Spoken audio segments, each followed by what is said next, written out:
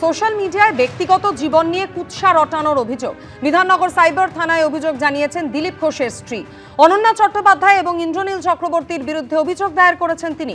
রাজনৈতিক কারণে আমায় টার্গেট করা হচ্ছে, দিলীপ ঘোষকে বিয়ে করার কারণেই আমাকে টার্গেট করা হচ্ছে, এমনটাই অভিযোগ করেছেন রিঙ্কু ঘোষ।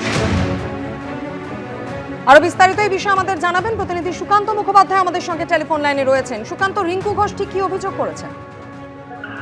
দেখো, গত 31 তারিখে তিনি একটি লিখিত অভিযোগ দায়ের করেছেন বিধাননগর সাইবার থানাতে এবং রিঙ্কু মজুমদার ঘোষের যেটা একেবারে স্পেসিফিক অভিযোগ, যে দুজনের নামে তিনি অভিযোগ করেছেন। একজন হচ্ছেন অনন্যা চক্রবর্তী এবং ইন্দ্রনীল চট্টোপাধ্যায়।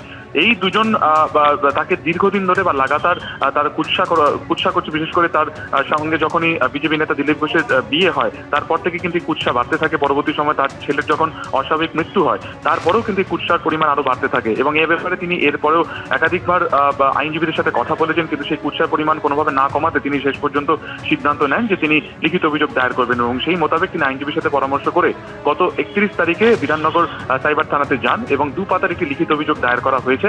এবং রিঙ্কু মজুমদারের সাথে আমরা কথা বলেছিলাম, তিনি কিন্তু স্পষ্টভাবে যেটা বলছেন যে যেহেতু তিনি একজন রাজনৈতিক ব্যক্তিত্বকে বিয়ে করেছেন, দিলীপ ঘোষকে বিয়ে করেছেন, তার জন্যই তাকে কিন্তু ভিক্টিমাইজ করা হচ্ছে, তাকে পলিটিক্যালি বা রাজনৈতিকভাবে তাকে চক্রান্ত করা হচ্ছে। কিন্তু নেপথ্যে কে বা কারা রয়েছে, কোনো রাজনৈতিক দল রয়েছে কিনা এ ব্যাপারে তিনি কোনো মন্তব্য করতে চাননি।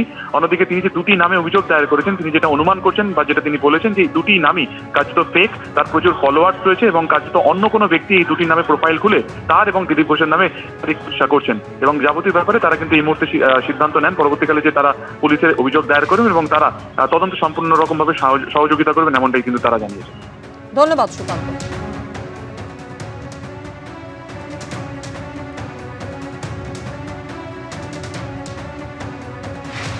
সোশ্যাল মিডিয়ায় ব্যক্তিগত জীবন নিয়ে কুৎসা রটানোর অভিযোগ বিধাননগর সাইবার থানায় অভিযোগ করেছেন দিলীপ ঘোষের স্ত্রী। আর এই বিষয় নিয়ে রিঙ্কু ঘোষের সঙ্গে আমরা টেলিফোনে কথা বলেছিলাম, তিনি কি জানিয়েছেন শোনাবো আপনাদের। আমি একটা সাধারণ মানুষ, আমি সারা জীবন অনেক ত্যাগের মধ্যে দিয়ে নিজের ইমেজটা বানিয়েছিলাম, যেটা অলরেডি প্রুভেন আছে। তো এবার আমাকে নিয়ে বাজে কথা কেন বলবে না জেনে, না আমার সাথে কারোর ব্যক্তিগত কোনো সম্বন্ধ চিনিও না জানিও না, তারা ফেক অ্যাকাউন্ট হোল্ডার না, তারা আমাকে নিয়ে সবসময় কেন নেগেটিভ ভাবে বাজে কথা বলতে থাকবে, মিসপারসেপশন ক্রিয়েট করবে পাবলিকলি। তো এটা আমার জন্য একটা ডিজার্টের বিষয়, আমি এটাকে আর নিতে পারছিলাম না। কিছু করলেই সবকিছু ওপেন ফোরামে চলে আসে, তো একটা ইনভেস্টিগেটেড ইস্যুস এটা যদি ওপেন ফোরামে এসে যায় তো তারাও অ্যালার্ট হয়ে যাবে না। ভোটার তালিকায় সংশোধনের পর্ব চলছে, আর এই আবহে বারুইপুরের খাসমল্লিক এলাকা থেকে ভিন রাজ্যের প্রচুর পাসপোর্ট সহ দুজনকে গ্রেপ্তার করলো পুলিশ। ভোটার তালিকা সংশোধনের আবহে পাসপোর্ট সহ গ্রেপ্তারির ঘটনা ঘিরে শুরু হয়েছে রাজনৈতিক আকচাকচি। ভোটের পশ্চিমবঙ্গে রাজনৈতিক দলগুলির কাছে বড় ইস্যু হয়ে উঠেছে অনুপ্রবেশ।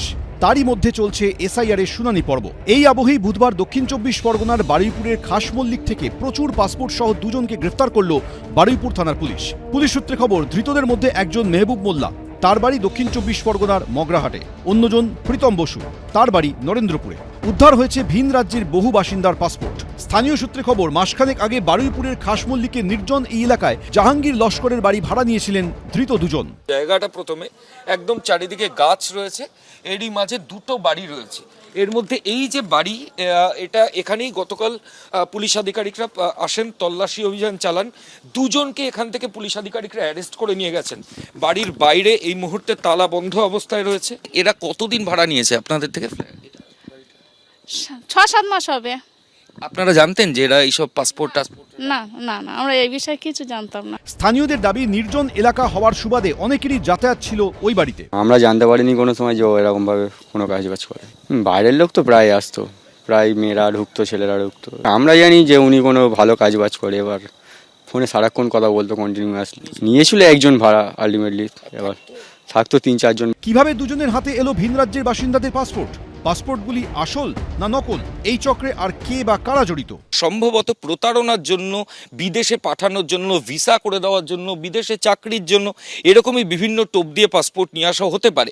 তবে এখনই সেই কারণ হয়েছে কিনা সেটা তদন্তকারী আধিকারিকরা পুরোপুরি স্পষ্ট করছেন না। এসআইআর কতটা উপকার করছে এটাই তার একদম জ্বলন্ত দৃষ্টান্ত, যে জাল সমস্ত পাসপোর্ট করনেওয়ালা, পরিচয়পত্র করনেওয়ালা তাদেরকে এখন গ্রেপ্তার হচ্ছে, আর নইলে তারা মালপত্র সমেত তারা সমস্ত কিছু ফেলে দিচ্ছে।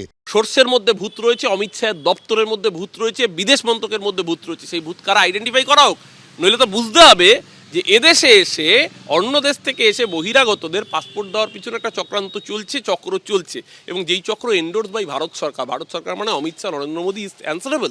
এদিন ধৃতদের বারুইপুর মহকুমা আদালতে তোলা হলে 4 দিনের পুলিশ হেফাজতের নির্দেশ দেন বিচারক। ময়ূর ঠাকুর চক্রবর্তী, রঞ্জিত হালদার, মুন্না আগরওয়াল, এবিপি আনন্দ। আরজিকর কাণ্ডে আন্দোলনকারী চিকিৎসকদের সংগঠন এবার ভাঙন ধরল। West Bengal junior doctors front ছেড়ে দিলেন অনিকেত মাহাতো। WBJDF এর বোর্ড অফ ট্রাস্ট এবং ট্রাস্ট সভাপতির পদ ছাড়ার কথা জানিয়ে ফ্রন্টকে চিঠি দিলেন আরজিকর আন্দোলনের অন্যতম মুখ অনিকেত মাহাতো। আরজিকর আন্দোলনের অন্যতম প্রতিবাদী মুখ, সামনের সারিতে থেকে নেতৃত্ব দেওয়া চিকিৎসক, সেই জুনিয়র ডাক্তার অনিকেত মাহাতো এবার ছাড়লেন West Bengal junior doctors front.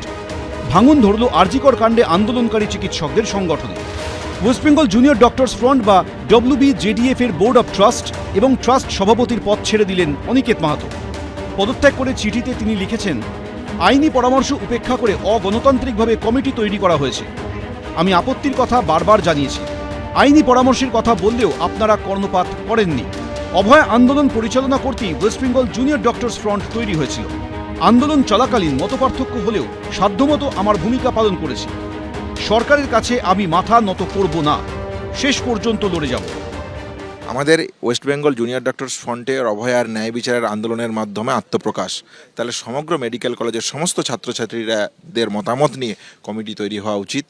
যেভাবে নতুন কমিটি তৈরি করা হচ্ছে বা নতুন বডি তৈরি করা হচ্ছে সেটা অগণতান্ত্রিক, এবং এই যে ডিডে প্রহিবিশন নেই, লিগ্যাল মান্যতা তারা পাবে না, তাহলে সেই জায়গা থেকে আমি মনে করেছি এটা বেআইনি। তারপরেও যখন ইলেকশন হয় এবং নতুন বডি আত্মপ্রকাশের জায়গা আসে, হোয়াটসঅ্যাপ গ্রুপে ঘোষণা হয়, তখন আমি মনে করি যে একটা বেআইনি এবং অগণতান্ত্রিক পদ্ধতির মধ্যে আমার থাকা উচিত নয়। আরজিকর কাণ্ডের অন্যতম প্রতিবাদী মুখ অনিকেত মাহাতো। অভিযোগ, কাউন্সিলিংয়ের সময় ফার্স্ট ইয়ার সিনিয়র রেসিডেন্ট হিসেবে তার নাম ছিল আরজিকর মেডিকেল কলেজে, অথচ তাকে পাঠানো হয় রায়গঞ্জ মেডিকেল কলেজে। এরপরই রাজ্য সরকারের সিদ্ধান্তকে চ্যালেঞ্জ করে কলকাতা হাইকোর্টে যান প্রতিবাদী চিকিৎসক। সিঙ্গেল বেঞ্চ, ডিভিশন বেঞ্চ হয়ে মামলা গড়ায় সুপ্রিম কোর্টে। 11ই ডিসেম্বর সুপ্রিম কোর্ট সরাসরি প্রশ্ন তোলে, বাকিদের পোস্টিং মেধাভিত্তিক হলে অনিকেত মাহাতোর ক্ষেত্রে নয় কেন? দেশের সর্বোচ্চ আদালত নির্দেশ দেয় 2 সপ্তাহের মধ্যে চিকিৎসক অনিকেত মাহাতোকে পোস্টিং দিতে হবে আরজিকর মেডিকেল কলেজে। বুধবার শেষ হয় সেই সময়সীমা। সুপ্রিম কোর্টের নির্দেশ সত্ত্বেও চিকিৎসক অনিকেত মাহাতোকে আরজিকর হাসপাতালে পোস্টিং দেওয়া হচ্ছে না কেন? এই প্রশ্ন তুলে গত বুধবারও স্বাস্থ্য ভবনে ডেপুটেশন দিতে যান অনিকেত মাহাতো, দেবাশিস হালদার সহ চিকিৎসকদের একাংশ। মিছিলে অংশ নেন joint platform of doctors, west Bengal junior doctors front, Abhaya youth forum ও মেডিকেল সার্ভিস সেন্টারের সদস্যরা। এর 1 সপ্তাহ পর এবার ওয়েস্ট বেঙ্গল জুনিয়র ডক্টরস ফ্রন্টটি ছেড়ে দেওয়ার সিদ্ধান্ত নিলেন অনিকেত মাহাতো। সন্দীপ সরকার, এবিপি আনন্দ। এবিপি আনন্দ, এগিয়ে থাকে, এগিয়ে রাখে।